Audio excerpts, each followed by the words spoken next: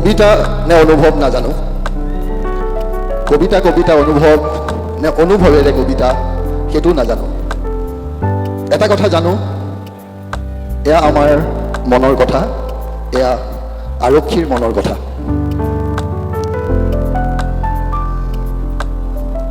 মোৰ পৰিচয়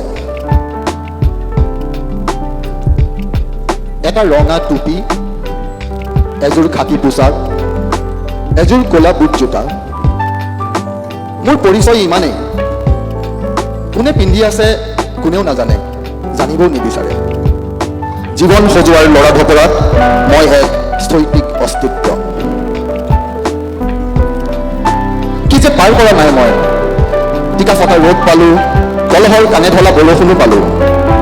সহায় নিয়া বৰাৰ ভেটিৰ উপঙা ছালৰ পৰা কোমোৰা বুটলিলো। কলৰ ভোৰ সাজি আলি এদি বোৱা নৈৰে সগৰ ভাত মাহ হ'বলৈ নিলো।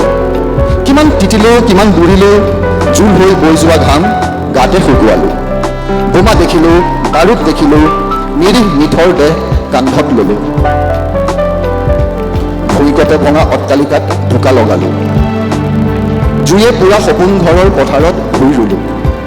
হাঁহি দেখিলো, কান্দোন শুনিলো, চিনাকি নোহোৱাকৈয়ে সুখতকৈ বেছি দুখৰ ভাগ ললো।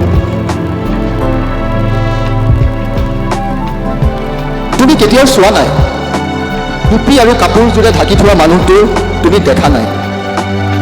এই মানুহটোৰ এখন ঘৰ আছে, এটা পৰিয়াল আছে, তথাপি সি কেতিয়াও তোমাক এৰি যোৱা নাই।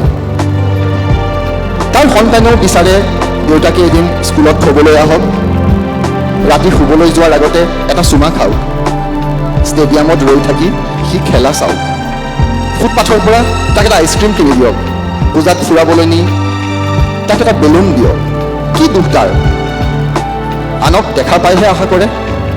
সিটো নাজানে বিহুৰ ডিউটিতহে আছিল দেউতাক তাৰ জন্মৰ সময়ত।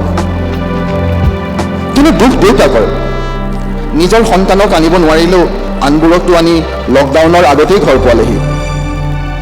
গাঁৱত থকা দেউতাকৰ কাৰণে দৰৱ কিনাৰ আহৰি নাপালেও আনকতো খবৰ পালেই ঘৰত দি আহে। বানপানীয়ে নিজৰ ঘৰ বুৰাই পেলালেও আনকতো ৰিলিফ দিয়ে থাকে। সমাজখন শান্তিত থাকক, ৰাইজখন সুখত থাকক, সেইকাৰণেইতো অদৃশ্য ট্ৰিগাৰৰ বুলি ক'ৰ পৰা আহিব নজনাকৈয়ে লাঠিডাল লৈ সি থিয় হৈ থাকে।